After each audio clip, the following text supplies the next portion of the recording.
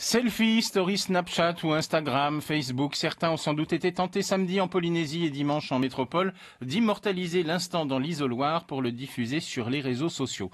Cette question des selfies dans les isoloirs se pose désormais à chaque élection.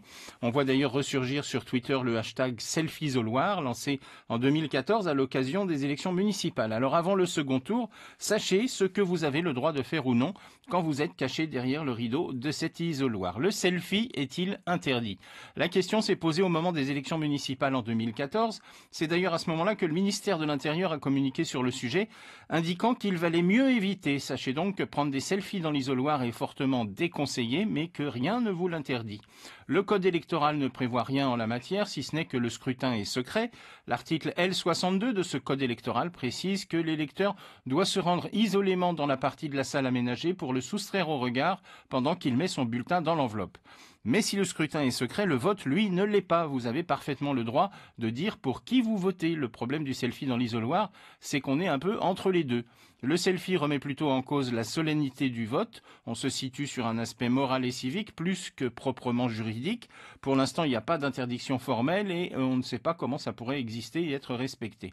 L'utilisation du selfie, de la story Snapchat ou d'Instagram dans l'isoloir soulève en fait deux problèmes. Le premier, c'est le risque d'éventuelles pressions. On peut en effet imaginer utiliser le selfie comme preuve qu'on a bien voté pour tel ou tel candidat à la demande d'une tierce personne.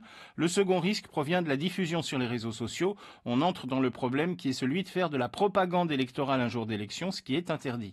Mais en la matière, la justice a tranché. Le tribunal administratif de Strasbourg a rejeté dans un jugement de 2014 le recours d'un candidat contre des selfies pris par les filles de son adversaire dans l'isoloir.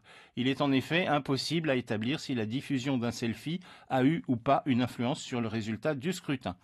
Alors qu'est-ce qu'on risque ? Essentiellement de se faire sortir par le président du bureau de vote, puisque selon l'article R49 du code électoral, le président du bureau a seul la police de l'Assemblée, c'est-à-dire qu'il a le pouvoir d'expulser quiconque constitue une menace à l'ordre public et à l'ordre moral. Et puis en résumé, sachez qu'il y a aussi un autre aspect, c'est que globalement, votre vote, tout le monde s'en fout. Un selfie pour la route. Merci Lolo Tan, et on se retrouve demain matin à partir de 6h50. Et puisque tu m'invites, je serai là. Une idée du programme de demain ? Pas encore. Pas encore. Ça mouline, hein ? Ça cogite. Ce qui est sûr, c'est que à 11h45, il y aura la rediffusion tout à l'heure de quoi je m'y mêle. Bonne journée, copains. Merci, vous aussi.